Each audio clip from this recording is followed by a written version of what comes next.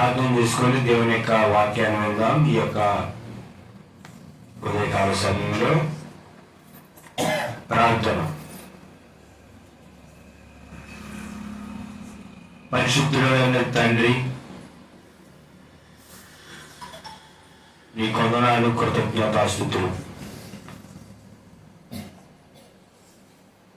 ఈ ఉదయకాల సమయంలో నీ వాక్యంలో నుండి నీ ఆత్మ సహాయంతో మాతో మాట్లాడమని, సహాయం చేయమని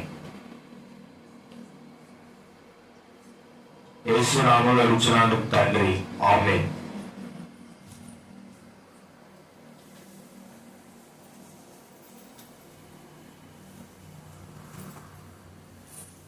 దేవుని యొక్క వాక్యాన్ని చూద్దాం. కొలసీయులకు రాసిన పత్రిక అపోస్తలుడైన పౌలు గారు 3వ అధ్యాయము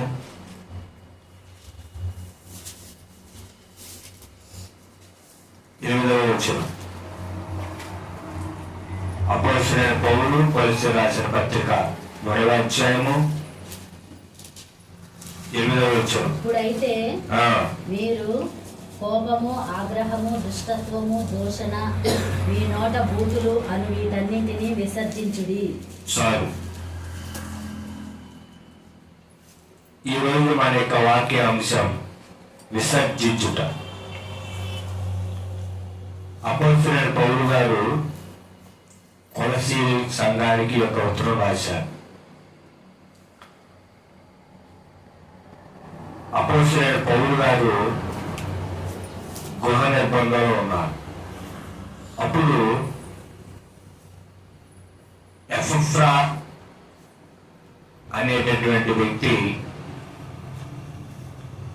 ఈతను కొలసీ సంఘంలో ఉన్నాడు.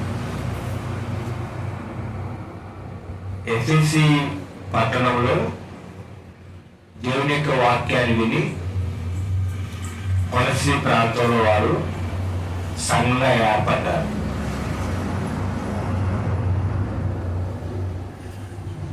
ఫిలోమోను ఇంటిలో కొలసీ ప్రాంతంలో వారు సంఘంగా కూడుకున్నారు. ఈ కొలసీ అనేటువంటి ప్రాంతం రోమా పట్టణంలో, రోమా ప్రభుత్వంలో, ఆసియా రాష్ట్రంలో ఉంది. అయితే తుకీకు ద్వారా ఈ యొక్క పత్రిక కొలసీ సంఘానికి చేర్చబడింది. ఎపఫ్రా ద్వారా దేవుడు కొలసీ పట్టణంలో సంఘాన్ని ఏర్పాటు చేసుకున్నారు. ఎపఫ్రా ద్వారా అక్కడ ప్రాంత ప్రజల యొక్క, విశ్వాసుల యొక్క పరిస్థితులు ఉన్నటువంటి పౌలు దేవుని యొక్క ప్రేరేపణతో ఉత్తరం రాశారు. ఈ యొక్క కొలసీ పత్రిక ద్వారా 3వ అధ్యాయము 8వ వచనం నుండి మనం నేర్చుకోవాల్సిన విషయం ఏంటంటే విసర్జించుట. ఒకప్పుడు మనం యేసుక్రీస్తుని సొంత రక్షణ అంగీకరించినప్పుడు లోకంలో మనం జీవించాం. ఆ విషయాన్ని గురించి పౌలు గారు తన యొక్క పత్రికలో రాస్తూ 7వ వచనం చదవండి. 7వ వచనం. పూర్వము వారి మధ్య జీవించినప్పుడు మీరును వీటిని అనుసరించి నడుచుకొంటిరి. చాలు. పూర్వం యేసుక్రీస్తుని సొంత రక్షణ అంగీకరించే ముందు లోకంలో ఉన్నప్పుడు మనం కూడా లోకస్తులాగా మనం నడుచుకున్నాం. ఇప్పుడు మనం ఎవరండి? విశ్వాసులం, సంఘస్థులం, పరదేశులం, యాత్రికులం. మరి ఇప్పుడు మనం ఎలా ఉండాలి అనే విషయాన్ని గురించి పౌలు గారి ద్వారా పరిశుద్ధుడైనటువంటి దేవుడు తన ఆత్మ ద్వారా లేఖనంలో రాయించారు. ఇప్పుడైతే మీరు కోపం, మొట్టమొదటిగా ఏం విసర్జించాలి? కోపం విసర్జించాలి. అంటే మీకు విషయం చెప్తానండి, కోపడేటప్పుడు కోపడాలి. అన్నిసార్లు మనం కోపడకూడదు. నరుని కోపం దేవుని నీతిని నెరవేర్చదు. నువ్వు కోపడతావు అంటే ఎదుటి వ్యక్తికి ఉపయోగమై ఉండాలి, అంతేగాని ప్రతి దానికి, చీటికి మాటికి, ప్రతి చిన్న విషయానికి కోపడవు, చిరాకు పడవు. కనుక కోపాన్ని మనం ఏం చేయాలి? విసర్జించాలి, తీసేసుకోవాలి. అదేనంటే కొంతమంది చూడండి ప్రతి చిన్నదానికి కోపడతాం.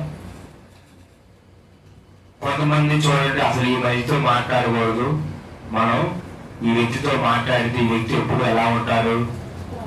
కోపం ఉంటారు అని మనతో మాట్లాడటానికి కొంతమంది ఇష్టపడరు. అదేనండి మన దగ్గరికి రాదు. ప్రభువైనటువంటి యేసుక్రీస్తు కోసం మనం మనుషులను ఏం చేయాలంటే సంపాదించుకోవాలి, ప్రభువైన యేసుక్రీస్తు కోసం.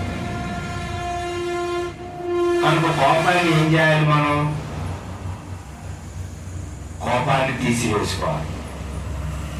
సహజంగా కోపం వచ్చింది, కానీ ఏం చేయాలంటే కోపం ప్రదర్శించకూడదు. కోపం ప్రదర్శించకుండా సహనం కలిగి ఉండాలి. అదేనంటే చాలా మంది మగవారని లేదు, ఆడవారని లేదు, అందరం కోపం.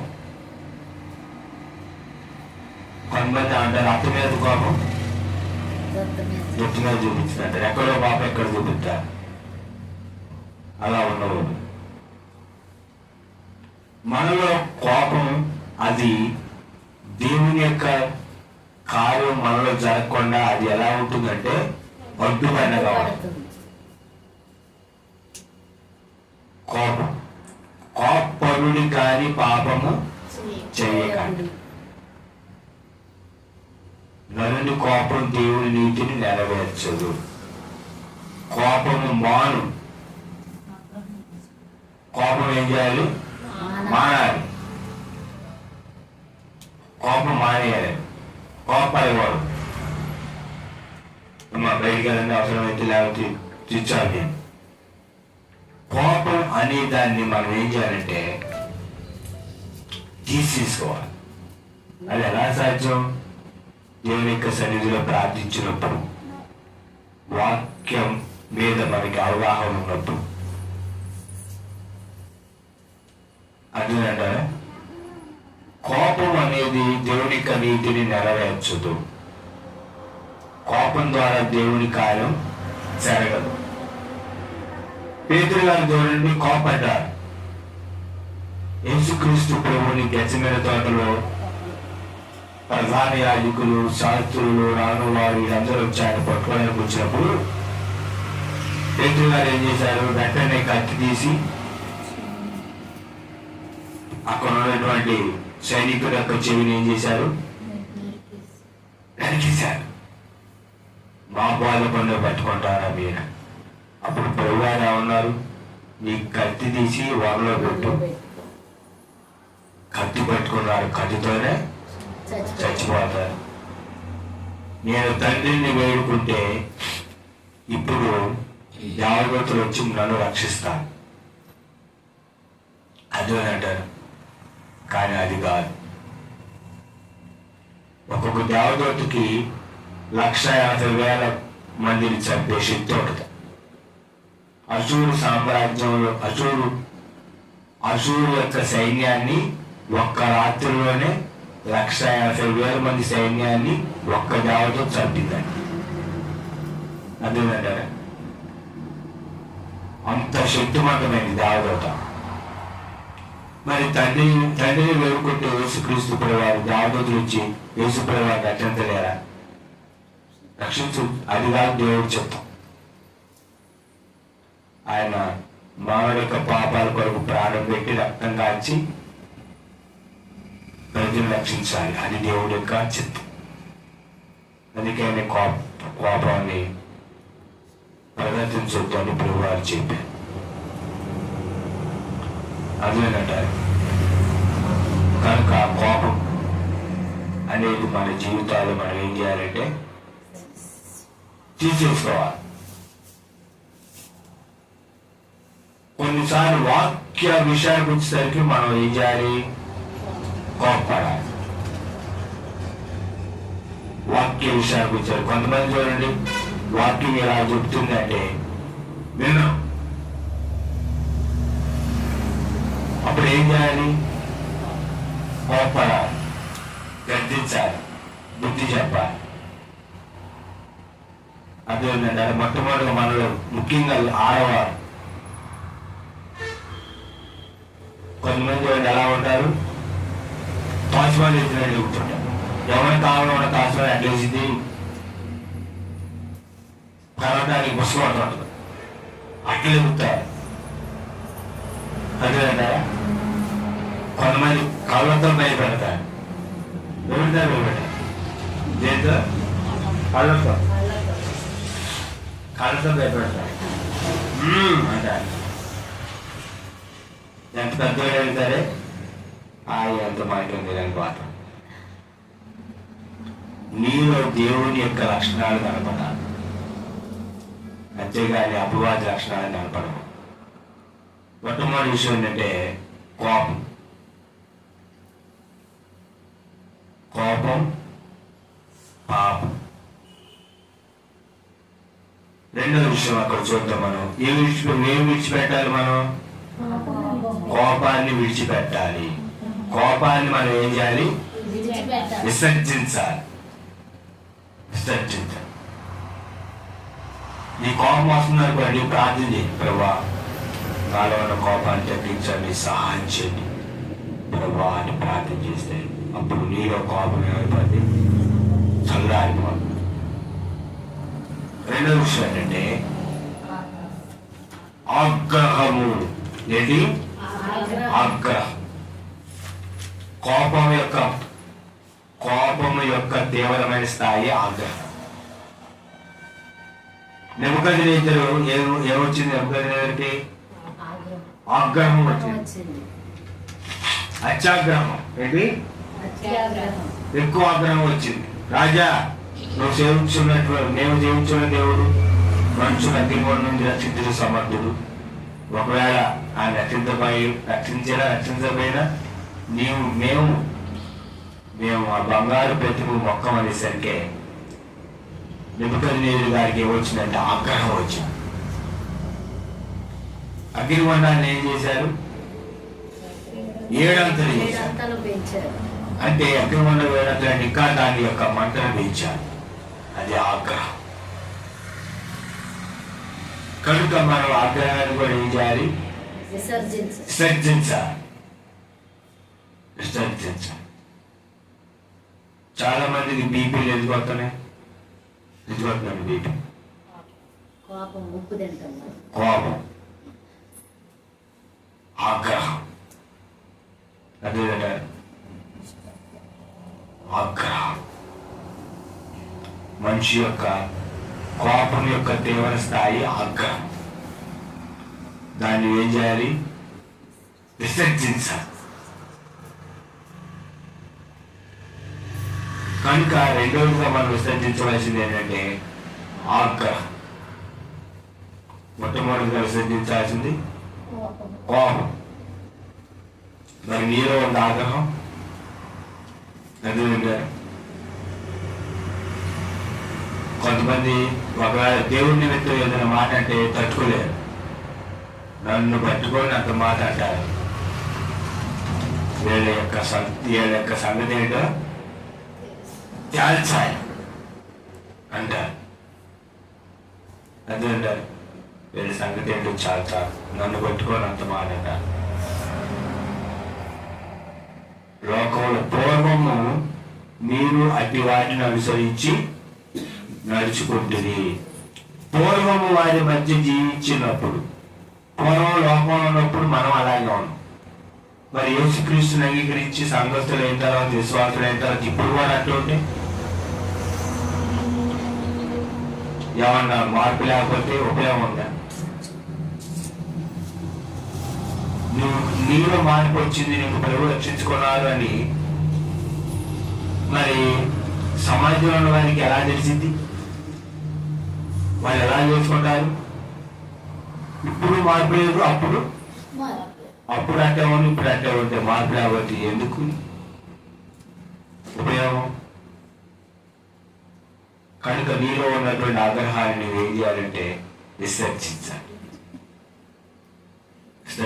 ఆగ్రహాన్ని. మూడో విషయం చూడండి, దేవుని యొక్క వాక్య భాగంలో దుష్టత్వము. ఏంటిది? దుష్టత్వం. మూడోది దుష్టత్వం. దుష్టత్వం అంటే అర్థం ఏంటి? చెడుని దుష్టత్వం అంటారు. సొదొమ ప్రజలు దుష్టులు, యెహోవా దృష్టికి పాపులు అని ఉండదు. ఎవరిగా ఆది కాలంలో వారు ఎటువంటి వాళ్ళంట? సొదొమలో ఉన్నటువంటి వారు. ఆది కాలంలో వాక్యంలో రాయబడింది. చూడండి దేవుని యొక్క వాక్యం.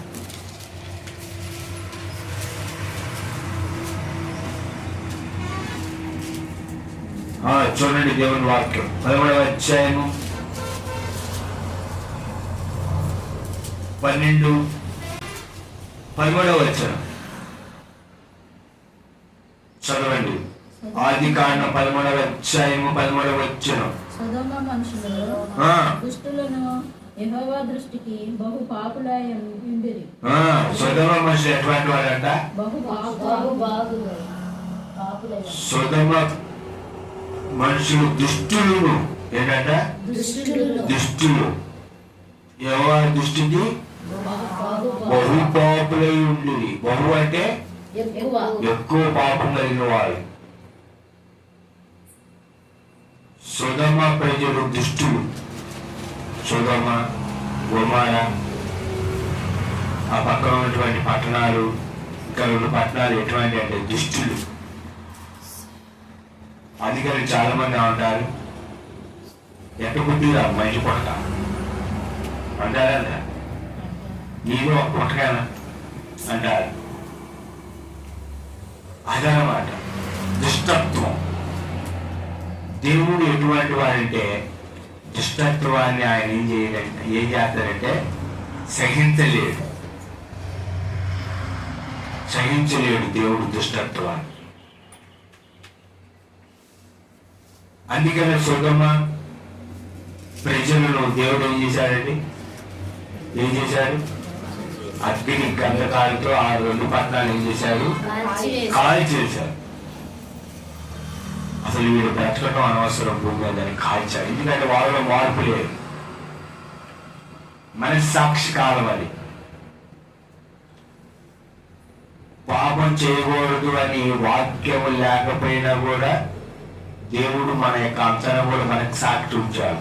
దాన్ని బట్టి మంచికి తెలిసింది ఇది తప్పు అని. ఎందుకంటే మంచి చెడ్డల తెలివినిచ్చే వృక్షఫలాలు అవ్వ ఆదంగా తిన్నారు. మంచి చెడు ప్రతి వ్యక్తికి తెలిసింది. మనకు సాక్షి కావాలి. ఇప్పుడు వాక్యం ఉంది. అప్పుడు వాక్యం ఎక్కడుంది? ఇప్పుడు పూర్తి వాక్యం రాయబడింది. మరి ఆ కాలంలో మనస్సాక్షిని బట్టి దేవుడు 3 రకాల తీర్పు తీరుతూ, మనస్సాక్షిని బట్టి తీర్పు తీరుతూ, ధర్మశాస్త్రాన్ని బట్టి తీర్పు తీరుతూ, పూర్తి పరిశుద్ధ గ్రంథాన్ని బట్టి తీర్పు తీరుస్తుంది. అంటే 3 రకాల తీర్పు తీరుస్తాడు. మనస్సాక్షి కాలం. ఆ మనస్సాక్షి కాలంలోనే యోబు గారు పరిశుద్ధంగా ఉన్నారు. అందుకని యోబు గ్రంథం 2వ అధ్యాయము దేవుని వాక్యంలో ఎవరు రాయబడి ఉంది? యోబు గ్రంథం చూడండి. దేవుని వాక్యం 2వ అధ్యాయము 3వ వచనం ఉన్నటువంటి దేవుని యొక్క మాట చదవండి. అందుకు యెహోవా, నీవు నా సేవకుడైన యోబు సంగతి ఆలోచించుదువా? అతడు యథార్థవంతుడును న్యాయవంతుడును, దేవుడి యందు భయభక్తులు కలిగి చెడుతనము విసర్జించిన వాడు. చెడుతనము విసర్జించిన వాడు ఎవరు? యోబు. యోబు గారు ఏమి విసర్జించారంటే చెడుతనమును విసర్జించిన వాడు భూమి మీద అతని వంటి వాడెవడను నేను భూమి మీద లేడంటే అతను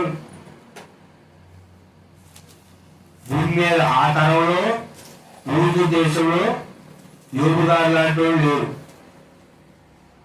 అది ఉందా? చాలా మంది ఆటారు. భూమి మీద ఎవరు ఉంటారండి? పరిశుద్ధులు. అందరూ పాపం చేసేవాళ్ళు కదండి. ఎవరు ఉంటారంటే పరిశుద్ధంగా అంటారా? భూమి మీద ఎవరిని ఉంటారా? మనం అనుకుంటాం అంట భూమి మీద ఎవరిని ఉంటారా అని. భూమి మీద ఎవరిని ఉన్నారా? దేవుడు వాక్యాలు చెప్తుంది ఉన్నారు. ఎవరు? యోబు చెడుతనము విసర్జించారట. యోబు ఊజు దేశం. యోబుకి ఆస్తి ఉంది, ఐశ్వర్యం ఉంది, ధనం ఉంది, సంపద ఉంది, భార్య ఉన్నారు, పిల్లలు ఉన్నారు. యోబుకు ఉన్నటువంటి సంపాదన ఊజు దేశంలో ఎవరికి లేదు. అదేంటారా? బాగా ఆస్తి కలిగిన వారు యోబు. అందుకని యోబుకి ఏమన్నా గొర్రెలు అన్నీ ఉంటే దేవుడు గొప్పగా ఉంటారండి. ఇప్పుడు అన్నీ ఉన్నవాళ్ళు ఉన్నారు. అన్ని సమృద్ధిగా ఉన్నప్పుడు అయ్యా యేసుప్రభు నమ్ముకో, మారుమోసిపోదు, వాక్ తీసుకొని అత్తుండిపోరు, లేకపోతే నరకానికి పోతావు అంటే వింటారు దేవుడి మాట? అన్నీ ఉన్నాయి బాబు, దేవుడితో మాకు పని ఏంటి అంటారు. అంటారంట. అన్నీ ఉన్నవాళ్ళు, అన్ని సమృద్ధిగా ఉన్న వాళ్ళకి దేవుడి గురించి చెప్తే వాళ్ళు ఏం చేస్తారు? ఎగతాళి చేస్తారు. దేవుడితో మాకు పని ఏముందండి? డబ్బులని కావాలని అది కొనుక్కోవడం, తెచ్చుకోవడం, కొంచెం హ్యాపీగా మాకు దేవుడితో పని. అన్నీ ఉన్నాయి యోగుకి, కానీ యోగులు చెడుతనం లేదు. చెడుతనాన్ని యోగులు ఏం చేశారు? విసర్జించారు. చెడుతనాన్ని విసర్జించారు. మనలో ఏముండకూడదంటే ఏముండకూడదు? మనలో దుష్టత్వం ఉండకూడదు. దుష్టత్వాన్ని మనలో ఏం చేయాలంటే విసర్జించాలి. ఎన్నోదంటే ఇది దుష్టత్వం. యేసుక్రీస్తులు ఏం లేదు, చెడు లేదు. దేవుడు వెలుగై ఉండేను, ఆయన చీకటి ఎంత మాత్రము లేదు. దేవుడు ఏం లేదంటే చీకటి లేదు, అంటే ఆయన పాపం లేదు. పాపం లేని పరిశుద్ధుడు నేను ఆ పాపాల కొరకు రక్తం కాచి ప్రాణం పెట్టాను. ఆయన ప్రాణ త్యాగాన్ని గుర్తించాలి నీవు నేను. అందుకని మనటువంటి చెడుని తీసివేసుకొని మనలో మంచి ఉండాలి. అది యేసుక్రీస్తు ఇచ్చిన మంచి. చెడుతనం మనలో ఉండకూడదు, మనలో మంచితనం ఉండాలి. మనలో దుష్టత్వం ఉండకూడదు, మనలో మంచి ఉండాలి. తర్వాత 4వ విషయం రాయబడింది దేవుడి వాక్యంలో, దూషణ. ఏంటి దూషణ అంటే? దూషణ అంటే ఏంటి? దూషించడం, తిట్టడం. అదే అంటారు దూషణ, తిట్టడం. చాలా మంది ఏం చేస్తూ ఉంటారు? తిడుతుంటారు, ఏడ్చోని తిడుతుంటారు. దూషించడం వల్ల ఉపయోగం ఉందండి? ఇప్పుడు మనది ఏదో పోయింది, మనం తిట్టే వచ్చితే రాదా?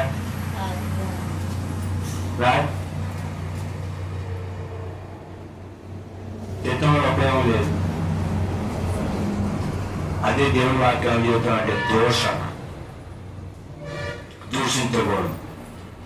యేసుక్రీస్తు ప్రభువుని దూషించారు, కానీ ఆయన ఎదురు మాట మాట్లాడలేదు. ఆయన నోరు తెరవలేదని వాక్యంలో ఉంది. ఆయన దూషించు బదులు పలకలేదు. బుచ్చు కత్తిరించి వారి గొర్రెపిల్ల ఎలా ఉంటుందో ఆయన అలా ఉన్నాడు. అర్థమంటారా? తిడుతున్నా సరే యేసుప్రభు వారు మౌనంగా ఉన్నారు. ఇతను దేవాలయాన్ని పడగొట్టి 3 రోజులు కడుతున్నాడు అని అంటున్నారు. ఆయన మౌనంగా ఉన్నాడు. మౌనం దూషించడం. అదేంటే కనుక మనం ఏం చేయకూడదంటే దూషించకూడదు, తిట్టకూడదు. ఒకప్పుడు లోపల తిట్టం. అదేంటే దాని మీద చేసి, దీని మీద చేసి, కాకి మీద చేసి, కోడి మీద చేసి, ఆళ్ళెట్ట ఏళ్ళెట్ట ఆళ్ళెట్ట అని తిట్టు. మరి ఇప్పుడు తిడితే ఉపయోగం ఏమైనా ఉందా?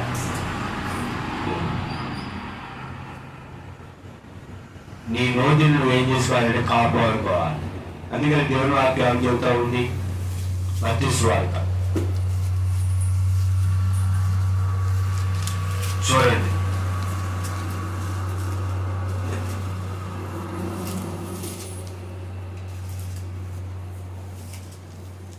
దేవుని వాక్యం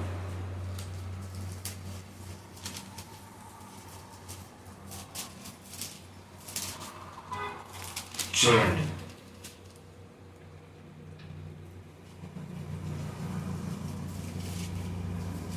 అందుకని ఒక 12వ అధ్యాయము 37వ వచనం.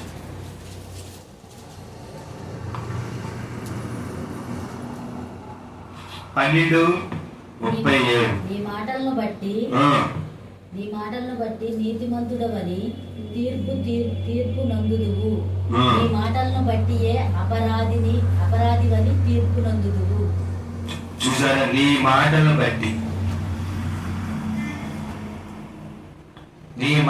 బట్టే నువ్వు నీతిమంతుడు అని, నీ మాటలు బట్టి నువ్వు అపరాధి అని తీర్పు నొందుదు. నీ మాటలు బట్టి. కనుక మన మాట ఎలా ఉండాలి? జాగ్రత్తగా ఉండాలి, దూషించకూడదు. అదేంటారా? తిట్టకూడదు. నీ నోట ఏముండకూడదంటే దోషణ ఉండకూడదు. తర్వాత అక్కడ రాయబడినటువంటి మాట దేవుని వాక్యంలో చూడండి. కొలస్సీ రాసిన పత్రిక అపోస్తలుడైన పౌలు గారు 3వ అధ్యాయం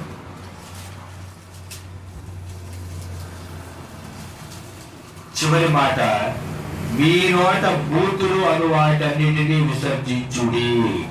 ఏం విసర్జించాలి? బూతులు. 5వది ఏంటి? బూతులు విసర్జించాలి. కొంతమంది అంటారు తెలుసా, ఆ కోపం వచ్చినప్పుడు బూతులు రాకుండా ఎట్లా ఉంటుందండి? మరి కడుపు మండుతుంది. కడుపు మంట ఏంటి? కడుపు మండిందండి అంటారు. కడుపు మంట మండింది. నాకు కడుపు మంటే మరి బూతులు రాకుండా ఉంటాయా? నేనంటే నువ్వు కూడా నేనంటే తెలిసింది ఆ మాట ఏంటో. నన్ను అన్నారండి కడుపు మండుతుంది. నాకు ఏమైంది? కడుపు మండుతుంది. నీ వస్తువు పోతే నీకు వచ్చింది ఆ బాధ ఏంటో. నీ వస్తువు కాదుగా అంటానంట. సహజంగా అంటారు నీ వస్తువు కాదుగా అంటారు. నీ వస్తువు పోతే నీకు తెలిసి ఆ బాధ ఏంటో. నీ వస్తువు కాదుగా నువ్వు అట్టే మాట్లాడుతలేదు. నా వస్తువు కాబట్టి నా కడుపు మండింది, అందుకే నేను ఆగలేక తిట్టే. దేవుడు తెలుసు నేను ఎట్లాంటి దాన్ని. దేవుడు తెలుసు. మరి దేవుడు ఏం చేయాలండి? దేవుడు మళ్ళీ ఏం చేయాలి? క్షమించాలి. మళ్ళీ అంటే మనం తిట్టి మనం బూతులు తిట్టకూడదని మనకు తెలుసు. మనం తిట్టి మళ్ళీ దేవుడు మన బూతులు ఏం చేయాలి? చూసారు ఎలా ఉంది ఇది? అంటే మనం ఏం చేసుకోవాలి అంటే సమర్థించుకోవాలి. కొంతమంది అంటారు వచ్చేసి అంట ఆవేశంలో వచ్చేసి, దాన్ని ఏం చేయమంటారు? ఆవేశంలో వచ్చేసి. నీ నోట బూతులు అనువాటిని విసర్జించండి. సహజంగా మన యొక్క భాష, మన సమాజం లో బూతులు అనేవి యావని అంటే ఒక భాగం అయిపోయి మన మాటలలో బూతులు అనేవి యావని భాగం అయిపోయి మాట్లాడటం కాదు మాటలలో ఏమైపోతుంది బూతులు వచ్చా. ఉదాహరణకి ఏంట్రా అట్ట మాట్లాడుతున్నావు అని అనేటప్పుడే ఏంట్రా డాష్ డాష్ అట్ట మాట్లాడుతున్నావు అంటారు అంటారంట అంటారా. ఇప్పుడు ప్రభువైన యేసుక్రీస్తు వారు నన్ను రక్షించుకోక ముందు నేను కొంచెం మాట్లాడేవాడిని అనకాలంగా అంతే. ఇప్పుడు యేసుక్రీస్తు ప్రభుని రక్షించుకున్న తర్వాత నీ నోట ఎవరు రాకూడదు, బూతులు రాకూడదు. అది నీ అంతరంగంలో నుంచి బూతులు వచ్చిననుకోండి, ప్రభా బూతులు మాట్లాడకుండా సాధ్యం నా నోటికి చెక్కం పెట్టండి అని ప్రార్థించాను. అదేంటే బూతులు అన్న వాటిని విసర్జించాలి, విసర్జించాలి. మాట్లాడేవాడు ఒక నోటి నుండి ఆశీర్వచనము, ఒక నోటి నుండి శాపవచనం వచ్చున అలాగా జరిగిద్దా?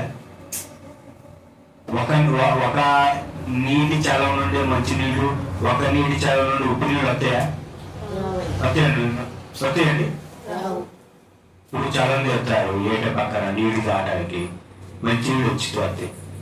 మరి అదే చలం నుంచి ఉప్పు నీళ్ళు వస్తాయా? అలా ఉంటుందా? ఉండదు. అందుకే యాకోబు గారు అంటున్నారు, దేవుడు యాకోబు గారి ద్వారా పత్రిక రాయించి ఒక నీటి నుండి మంచి నీళ్ళు, ఒక నీటి నుండి ఉప్పు నీళ్ళు అలా ఊరుతాయా నా సహోదరులారా? కానీ ఒక నోటి నుండి ఏమవుతుంది? ఒక నోటి నుండి ఆశీర్వచనము, ఒక నోటి నుండి శాపవచనం. ఈ నోటితోనే తండ్రి అయిన దేవుడిని ఏం చేద్దాం? స్తుతిస్తాం. ఈ నోటి నుండి దేవుడు పోలికగా పుట్టిన మనిషిని ఏం చేస్తాం? శపిస్తాం. ఇక్కడ దేవుడి మందిరానికి వచ్చి దేవుణ్ణి స్తుతించుడి ఎల్లప్పుడు, దేవుణ్ణి స్తుతించుడి అని ఇంటికి వెళ్ళిన తర్వాత ఆయన గుర్తుంది అంటే ఏమైంది? నీ భక్తి వ్యర్థం. అందుకని చూడండి మత్తయి సువార్తలో 10వ అధ్యాయం 36వ వచనం.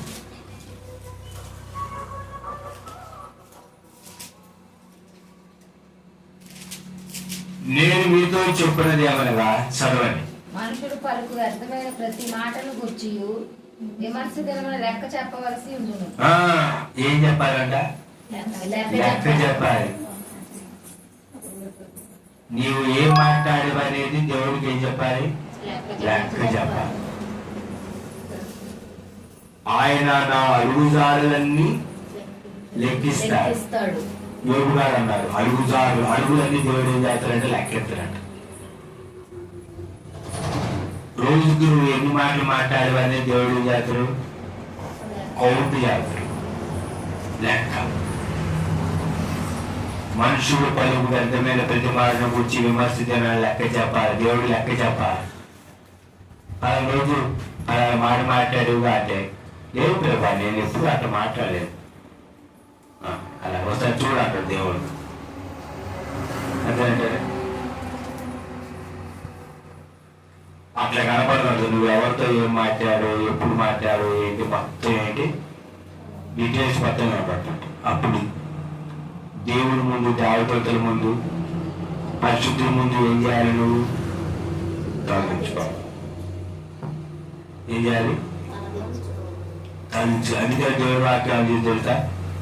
రహస్యం ముందు నువ్వు మాట్లాడింది ఎక్కడ ప్రకటించబడింది? విద్యల మీద. అందుకంటే దేవుడి వాక్యం రాయబడింది.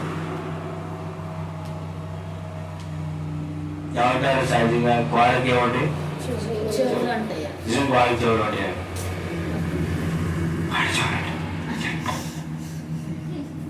అంటారంట. చిన్న మాట్లాడు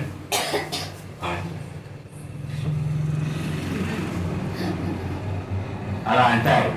అంటే వాడి చెవులు చిన్న మాట ఎవరైనా చెప్పాకమ్మో ఎక్కడ చెప్పావు నిన్ను అనమాట. నీ మనసులో ఉంచుకో. నీ మనసులో మాట ఏమంటారు? నీ మనసులో మాట ఆగదు అసలే. నేను చెప్పకూడదు అనుకుంటాను. నీకు జాగ్రత్త మళ్ళీ చెప్పావు అంటారంట. సహజంగా అంటారు. నీ నోట్లో మాట ఆగదు అసలే. మళ్ళీ వచ్చి నీకే చెప్పి జాగ్రత్త ఎక్కడ చెప్పాలి మనసులో ఉంచు. ప్రతిదీ దేవుడు ఏం చేస్తాడు? బయలుపరుస్తాడు. ప్రతిదీ బయలుపరుస్తాడు. రహస్యమందున్నది ఏది బయలుపరచబడకుండా ఉండదు. మరుగైనది ఏది బయలుపరచకుండా ఉండదు. కనుక మన నోట్లోని జీవి రాకూడదంటే బూతులు అని వాటిని విసర్జించుడి. కొంతమంది చూడండి చిన్న పిల్లలు పెట్టుకోండి గ్యాస్ అంట. చిన్న చిన్న పిల్లలు పెట్టుకోండి అసలు ఆ పదానికి అర్థమే తెలియదు వాళ్ళకి. చిన్న పిల్లలు పెట్టుకొని ఉదాహరణ చెబుతాయి. ఎగ్జాంపుల్ కుటుంబాలు కొంచెం గట్టి అందుకోమంటారు. ఆమె పలానా గట్టి అందుకోమని పిల్లలు చెప్తే వాళ్ళకి పిల్లలు తెలియదు గట్టి ఏంటి ప్లేట్ ఏంటి ఏంటి పక్కబట్టి అంటారా? కనుక్కనే డాష్ అందుకోమంటే అందుకోలేదు అంటారు. అంటారా? వాళ్ళు ఎటు చూస్తుంటారు తెలమాల్సిన రేపు తింటిని ఏమో అర్థం కాంటది. ఎప్పుడు మన నోటి రావద్దు. అలా మనం మాట్లాడకూడదు. జాగ్రత్తగా ఉండాలి. మన మాట విసర్జించాలి. ఎప్పుడు ఉండకూడదు. ప్రార్థన ఆ టైంలో నువ్వేం చేయాలంటే ప్రార్థన చేసుకో. ప్రభా సహాయం చేయండి, ప్రభా నాకు సహనం దయచేయండి, దీర్ఘశాంతి అవ్వండి, నా నోటికి చిక్కం పెట్టండి. అందుకని దేవుని వాక్యం ఏమని రాయబడింది? తన నోరు కాల్చుకున్న వారు తనను కాపాడుకొని ఊరకే మాట్లాడేవారు తనకు తానే అపాయాన్ని తెచ్చుకుంటారు. అర్థమైందా? ఊరకనే మాట్లాడేవారు. ఊరకనే కొంతమంది ఉంటాయి. ఊరకనే మాట్లాడిన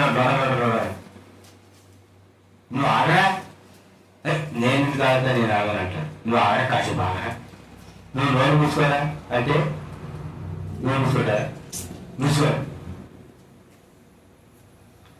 మూసుకో తగాదప్పుడు చూడండి. నువ్వు అందరూ మాట్లాడమని ఉండరా నాయన, నీకు దండం పెడతారా మాట్లాడతారా అంటే నేను ఎందుకు మాట్లాడకుండా నేను మాట్లాడు. కుటుంబాల్లో అన్నదమ్ముల మధ్య అన్న ఒక మాట అంటే తమ్ముడు ఒక మాట. నువ్వు ఆగరా పెద్దవారా అంటే ఆ నోరు మొక్కి ముందు నా నోరు మొక్కటి అంటారా అంటారా అక్క చెల్లెలు ముందు నువ్వు ఆగమ్మా అంటే ఆ నోరు మొక్కి ముందు నా నోరు మొక్కి ఇప్పుడు నన్నే అంటావు నువ్వు. దీని ద్వారా వచ్చినట్టు తగాద గొడవ సమాధానం ఉండదు. కనుక మీ నోట అందుకని దేవుని వాక్యం చెప్తా ఉంది. దేవుని వాక్యం చెప్తుంది. కొంచెం ఇప్పుడు విస్తారమైనటువంటి అడవిని ఏం చేస్తుంది? తగలబెట్టి. అడవి తగలబెట్టడానికి ఎంత నిప్పు కావాలి? తెలుపు కావాలని తెలుపు కావాలా? అవసరంగా కొంచెం నిప్పు అగ్గిపొలి గీసేటట్టు ఇక్కడ తగిలి పడితే ఈ గాలి ఆగితే మొత్తం తగలబడి. అమెరికాలో కాలేజెస్ అదేంటంటారా లాస్ ఏంజల్ పట్టణాన్ని మొత్తం ఏం చేసింది? కాల్చేసింది. కొంచెం నిప్పే విస్తారమైన అడవి తగలబడి. నాలుక నాలుక ఎలాంటిది? అగ్ని వంటిది. నాలుక నీ అవయవంలో వచ్చినది. కాలుకు కానీ నాలుక ఎలాంటిది తెలుసా? అగ్ని. అగ్ని అంటే అగ్నికి ఎంత శక్తి ఉంది, నాలుక అని శక్తి ఉంది. అగ్ని నాలుగు. అది ఒక చిన్న మాట అంటే చాలు ఏమైంది? గొడవ. కొంతమంది చూడండి అట్ట అడ్డిస్తారు. ఇక అట్ట అగ్గిపల్లికి అడ్డించినట్టు అడ్డిస్తారు. పక్క మండుతుంది అనుకోండి, వీళ్ళు ఏం చేస్తారు? సంతోషిస్తారు. మండుతుంటే గొడవ పెట్టుకుంటారు, సంతోషిస్తారు. నేనేమన్నా ఈ ఒక్క చిన్న మాట అన్నా అంటే ఆ మాట అనేది గొడవ. అగ్ని గొడవ ఎదురుతూ ఉంటాయిగా, గొడవతో ఉంటుంది. అదే అదే నన్ను ఆ రోజు అంత మాట అంటవా, నీ సంగతి చెబుతా ఉంటుంది అంట. సమయం వచ్చినప్పుడు ఏం చేస్తారు? అట్ట అంటిస్తారు. అంటించి మెదలకుండా ఉంటారు. అది అగ్ని ఇంకా ఎలాగైతే తగలబెడుతూ ఈ మాట తగలబెడ అక్కడ గొడవ వెళ్ళింది. చివరికి ఎలా వచ్చింది? కొట్టుకుని రాకపోయింది. అదే అలా ఉంటుంది. కనుక మన నోట రాకూడదు. మొట్టమొదటిది ఏమి విసర్జించాలి? కోపం. ఏమి విసర్జించాలి? కోపం. రెండవది ఆగ్రహం. 3 దుష్టత్వం. 4 దూషణ. 5 దూషణ. కొంతమంది వాళ్ళు దేవుడు దూషిస్తారు. ఈనాడు బైబుల్ యేసుక్రీస్తు ప్రభు దైవ సేవలు దూషించేవాళ్ళు దూషిస్తున్నారు. ఖచ్చితంగా ఒక రోజు వాళ్ళకి తీర్పు ఉంటుంది. దూషించేవాడు మా ఇశ్రాయేలు ప్రజలు దేవుడు ఏం చేశారు తెలుసా? దూషించారు. మోషేని ఏమన్నారు? ఐగుప్తులో సమాధిలో ఇక్కడ తీసుకొచ్చి మమ్మల్ని అని అన్నారు. కానీ దేవుడు వెంటనే ఏం చేశాడు? తాపకరమైన సర్పాలు పుట్టి కాటేస్తూనే ఉంది. మళ్ళా వాళ్ళు ఇతర సర్పాన్ని చూసినప్పుడు వాళ్ళు ఉపశమనం పొందారు, బతికారు. కనుక మనం చాలా జాగ్రత్తగా ఉన్నాం. యోబు భార్య ఏమిటా ఉంది? దేవుణ్ణి దూషించి మరణంగా ఉంది. యోబు నోటి మాటతో కూడా పాపం చేయలేదు. దేవాన్ని కొందనాలు అన్నాడు.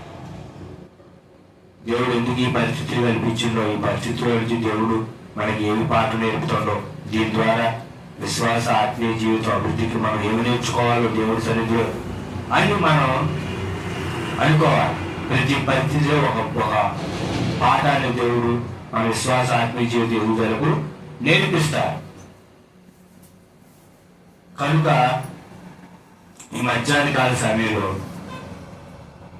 ఇప్పుడైతే మీరు కోపం, ఆగ్రహం, దుష్టత్వం, దూషణ అను వాటిని విసర్జించండి.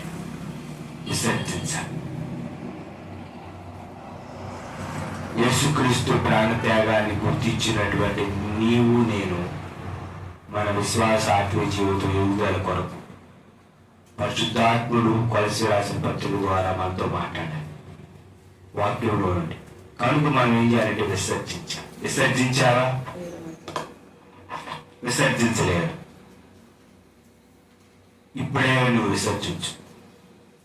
కనుక దేవుడికి మాట దించిందాక ఆమె ప్రార్థన చేసుకున్నాం. తల ఉంచి కళ్ళు మూసుకున్నట్టయితే ప్రార్థన చేసుకోవడం సహోదరుడా, విన్న మాట ప్రకారం పరిశుద్ధ తండ్రి నీ కొందనాలు, నీ మాటలు వారి అంతరంగంలో భద్రపరచండి. నీ మాట ప్రకారం నడుచుకుంటాం. నాకును మాకును మా ఒక్కొక్కరి నీ ఆత్మ సహాయం అని యేసునామములో ఇచ్చినాను పరమ తండ్రి, ఆమేన్.